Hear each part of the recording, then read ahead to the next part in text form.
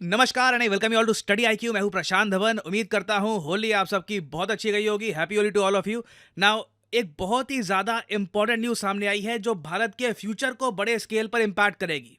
यहाँ पे आप देख पाएंगे इस टॉपिक से रिलेटेड बहुत सारे आर्टिकल्स पब्लिश हुए हैं कि अब यह बात ऑफिशियल हो चुकी है। इंटरनेशनल कम्युनिटी भी अब अप्रूव कर चुकी है कि जो स्थल जहां पर चंद्रयान 3 की लैंडिंग हुई थी, इस एरिया को अब पूरी दुनिया बुलाएगी शिव शक्ति। ये एक बहुत ज्यादा मैं कहूंगा पॉजिटिव स्टेप है इंडिया के लिए। और आप नोट कर पाओगे जो हेडलाइंस है आर्टिकल की, वहां पर यह लिखा है कि इंटरनेशनल एस्ट्रोनॉमिकल यूनियन ने ये बात रिकॉग्नाइज करी है। और मैं आपको दिखाता हूं अभी कि उन्होंने लिखा क्या है। बहुत ज्यादा सुंदर शब्दों का इस्तेमाल किया है शिव शक्ति को डिस्क्राइब करने के लिए भी। और मैं आपको ये भी बताऊंगा कि ये डेवलपमेंट भारत के फ्यूचर के लिए इंपॉर्टेंट क्यों है। लूनर इंडस्ट्रियलाइजेशन जब इन द फ्यूचर होगी तब उस वक्त आईएयू का क्रिटिकल रोल क्यों रहने वाला है। और मोर इंपॉर्टेंटली कितने कंट्री हैं जो हो सकता है कि शिव शक्ति नाम को रिकॉग्नाइज ना करें। उनमें से कुछ कंट्रीज पाकिस्तान, अफगानिस्तान भी क्यों हो सकते हैं। तो डिस्कस करते हैं सारा टॉपिक इन डेप्थ। ओके, तो इंटरनेशनल एस्ट्रोनॉमिकल यूनियन, इसके हेडक्वार्टर्स आपको मिलेंगे फ्रांस की राजधानी पेरिस में। बहुत ही इंपॉर्टेंट संगठन है ये।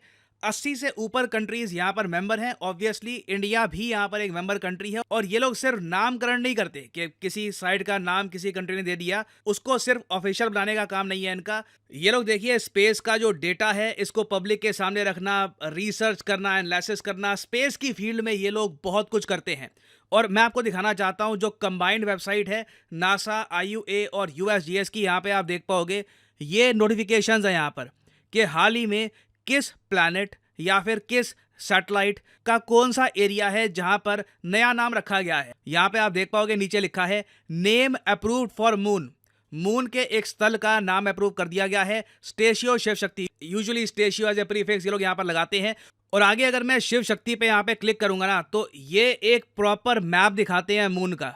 ये आप देख पाएंगे, ये बहुत ज़्यादा प्राउड मोमेंट है इंडिया के लिए।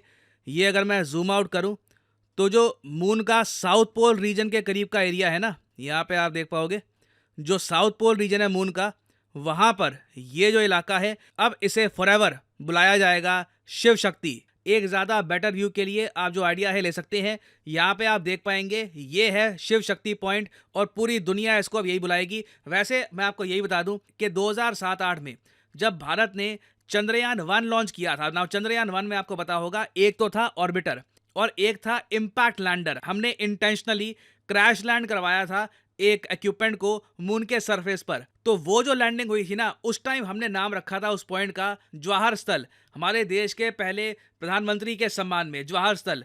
तो ये था चंद्रयान 1 का। ये एरिया भी वैसे आपको मून के सदर्न पार्ट में ही मिलेगा।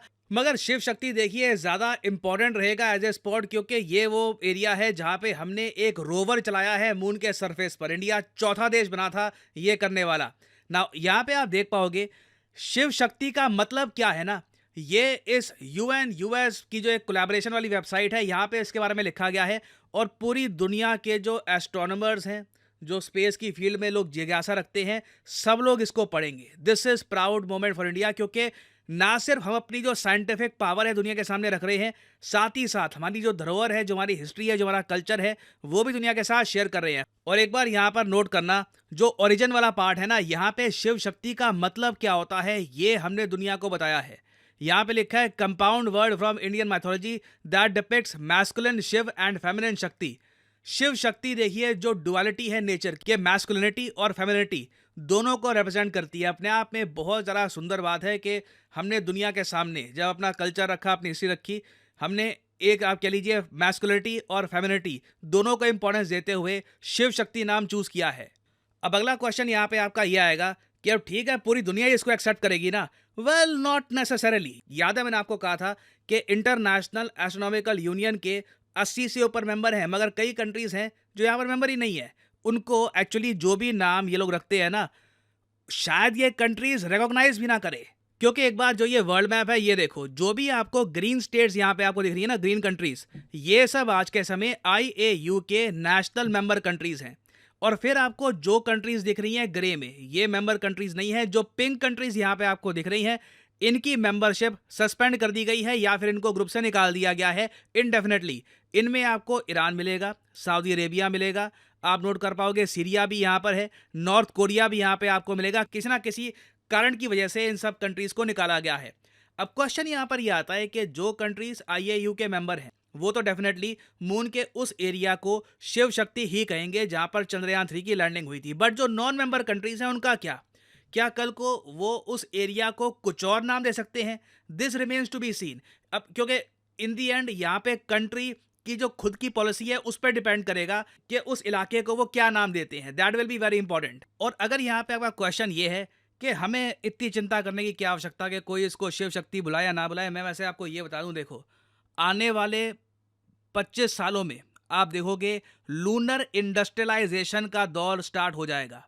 मून पर जो रिसोर्सेज हैं उन पर कंट्रीज अपना हक जमाना स्टार्ट कर देंगे।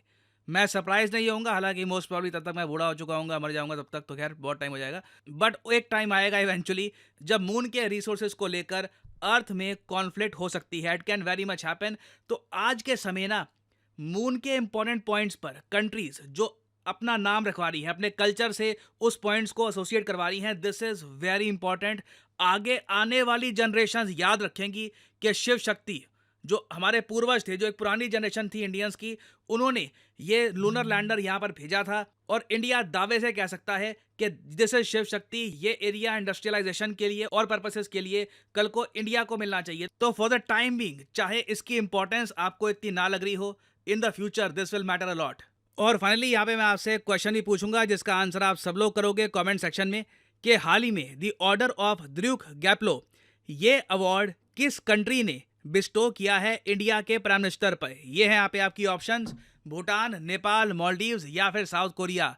कमेंट सेक्शन में करिए उत्तर। जो लोग सही आंसर देंगे मैं कोशिश करूंगा कि उनकी कमेंट को मैं हार्ट दे दूं ताकि बाकी लोग समझ पाएं कि सही उत्तर क्या है। और हाँ, आप लोगों के लिए एक इंपॉर्टेंट जानकारी, स्टडी आईक्यू की अभी सेल चल रही है। ये होली सेल 26 तारीख को मध्य रात्रि में खत्म होने वाली है। तो प्राइसेस अभी बहुत ज़्यादा कम कर दिए गए हैं। ये प्राइसेस बढ़ जाएंगे 26 तारीख के बाद। तो आपके पास अभी एक गोल्डन अपॉर्चुनिटी है। अगर आप यूपीएससी की प्रॉपर तैयारी करना चाहते हैं लाइफ में एक बार, तो कमेंट सेक्शन में जाइए, यहाँ पे आपको लिंक मिल जाएगा। इस लिंक पर करिए क्लिक और फिर आपके सामने खुल जाएगा ये page. By the way, study IQ के वेरियस कोर्सेज और भी अवेलेबल हैं फॉर वेरियस एग्जामिनेशंस। ये भी आप परचेज कर सकते हैं।